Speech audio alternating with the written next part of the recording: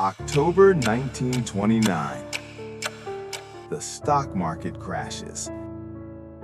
But that wasn't what caused the Great Depression. 6 months later, Congress passed a law, a simple economic policy designed to protect American jobs. Instead, it triggered the worst economic catastrophe in modern history.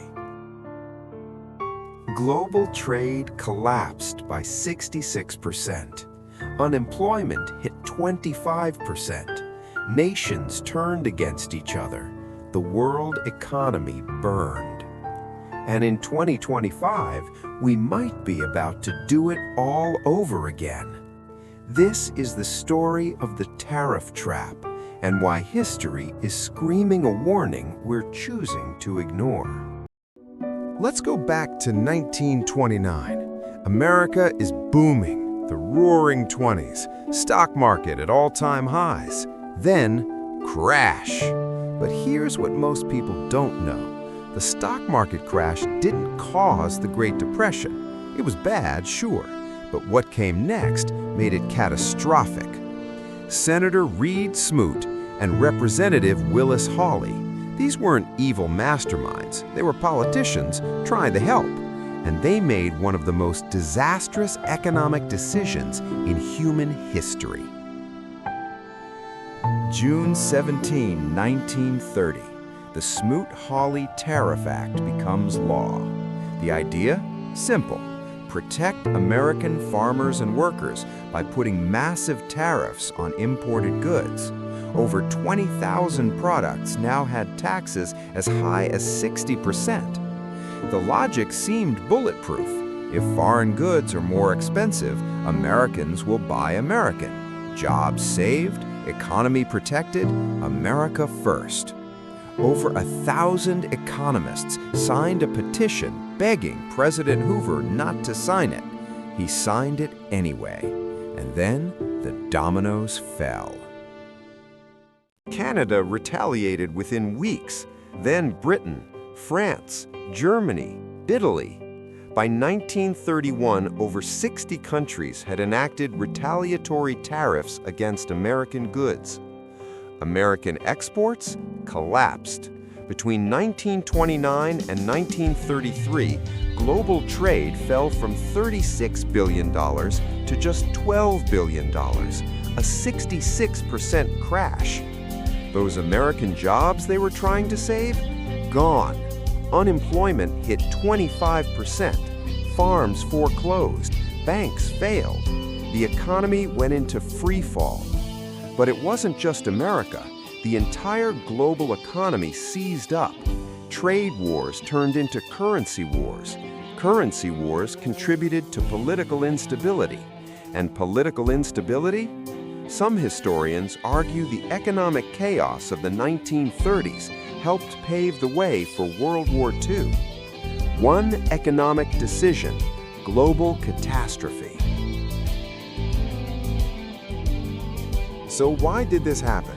Why do tariffs, which sound so logical, turn into economic disasters? Let me show you the 3 reasons tariffs always backfire. Reason number 1, the retaliatory spiral. When you put a tariff on another country's goods, they don't just accept it, they hit back, hard. Take 2018. Trump puts 25% tariffs on steel imports. The goal? Protect American steel workers.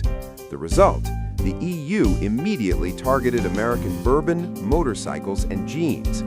China hit soybeans and cars.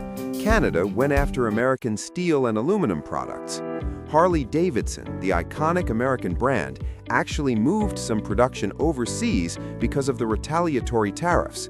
The very policy meant to save American manufacturing pushed an American icon to leave. Studies found that while the steel tariff saved about 8,700 steel jobs, they cost 75,000 jobs in steel-using industries. For every job saved, nearly 9 were lost. Reason number 2, the hidden tax on consumers. Here's what politicians don't tell you. Tariffs are taxes, and consumers pay them.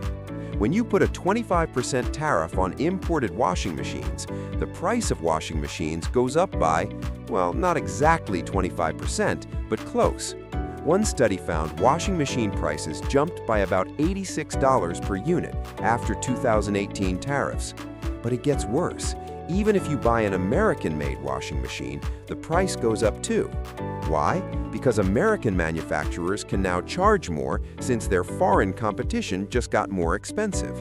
The American consumers paid an estimated $7 billion in higher prices from steel and aluminum tariffs alone. That's money out of regular people's pockets. Reason number 3, the global supply chain reality. Here's the thing. In 2024, there's no such thing as a purely American or Chinese product anymore. Take an iPhone. Designed in California, chips from Taiwan and South Korea, assembled in China, using parts from Japan, Germany, and a dozen other countries. Or an American car. The average car sold in the US contains parts from 8 to 10 different countries. Put a tariff on one part of that chain, the whole system gets more expensive and complicated and fragile. Companies can't just flip a switch and move production. It takes years, billions in investment, new infrastructure, worker training. Want to move semiconductor manufacturing back to the US? That's a 10-year, multi-billion-dollar process.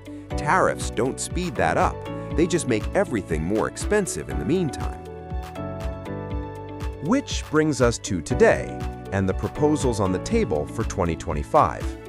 During the 2024 campaign, proposals included 60% tariffs on Chinese goods, universal 10 to 20% tariffs on all imports from all countries, additional tariffs on specific industries.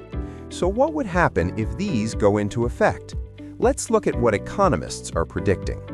Impact number 1, inflation returns with a vengeance. Remember when inflation was at 9% and everyone was furious? Economists estimate these tariff proposals could add 1 to 3% to inflation immediately. Some estimates go even higher. That's hundreds or thousands of dollars per household in higher prices. For everything, groceries, electronics, cars, clothing, all of it gets more expensive. And here's the nightmare scenario. The Federal Reserve would be stuck. Tariff-driven inflation is called cost-push inflation. You can't fix it by raising interest rates, but if they don't raise rates, inflation spirals. Impact number 2, job losses in unexpected places. Sure, some manufacturing jobs might be protected, but remember the ratio from earlier? For every job saved in protected industries, multiple jobs are lost elsewhere. Import-export jobs? Gone. Logistics and supply chain? Downsized. Retail? Hiring freezes. Any industry that uses imported materials? Cutting costs. And American farmers? They'd be hammered by retaliatory tariffs, just like in 2018 when soybean exports to China collapsed and farmers needed a $28 billion bailout. Impact number 3, global economic warfare. China wouldn't just sit there, neither would the European Union, or Canada, or Mexico, or Japan. We'd see retaliatory tariffs, currency manipulation, strategic export bans, and the formation of alternative trade blocs that exclude the United States. There's a bigger risk too. For decades, the US dollar has been the world's reserve currency. Countries hold dollars, trade in dollars. That gives America enormous economic power. But if America becomes an unreliable trade partner, countries start looking for alternatives. China, Russia, and others are already working on dollar alternatives. A tariff war could accelerate that shift. Lose reserve currency status? That's not just an economic issue. That's a geopolitical earthquake. Impact number 4, recession risk skyrockets. Multiple economic models suggest these tariff proposals could shave 1 to 2% off GDP growth. In an economy that typically grows 2 to 3% per year, that's the difference between growth and recession. And here's the terrifying part. We'd be doing this to ourselves. Not a bank collapse, not a housing crisis, a self-inflicted wound. Now, to be fair, we need to ask, is 2025 different from 1930? Are there legitimate reasons why tariffs might work this time? The argument goes like this. China doesn't play fair. Intellectual property theft, forced technology transfers, state subsidies for industries, currency manipulation. And there are legitimate national security concerns.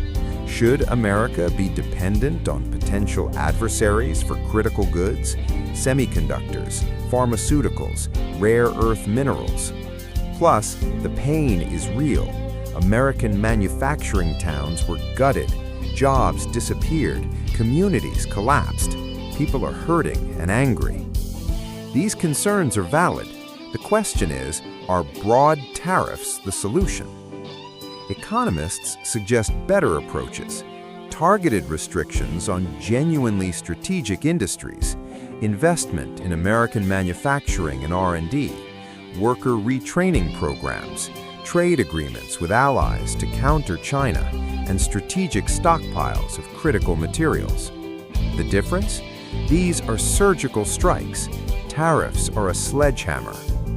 South Korea built a world-class semiconductor industry, not with tariffs, with massive investment in education, R&D, and infrastructure. Germany maintained strong manufacturing, not with tariffs, with technical education systems and industry labor partnerships. The countries that succeeded in the global economy didn't wall themselves off. They competed, they invested, they innovated. So here we are, 2025. Standing at the same crossroads as 1930. We have 95 years of evidence. Tariff wars don't work. They make everyone poorer. They destroy jobs. They can topple the global economy. This isn't partisan politics. This is economic reality. The math doesn't care about your political party. The question is, will we learn from history or repeat it? Because here's the thing, this affects you. Your job, your savings, the price of everything you buy, your future. If we go down this road, you'll feel it immediately. Higher prices at the store, uncertainty at work, volatility in your investments, and if it spirals like it did in the 1930s, we're looking at a global economic crisis that could define a generation. The Great Depression taught us something. Economic nationalism doesn't protect you, it impoverishes you. We live in an interconnected world. For better or worse, our fates are tied together. You can't bomb that away with tariffs. In 1930, they didn't know better. They thought they were doing the right thing. We don't have that excuse. We know what happens. The question is, are we smart enough to choose differently? This has been Economy Rewind. Subscribe for more stories of how economics shaped history and how history might be about to repeat itself.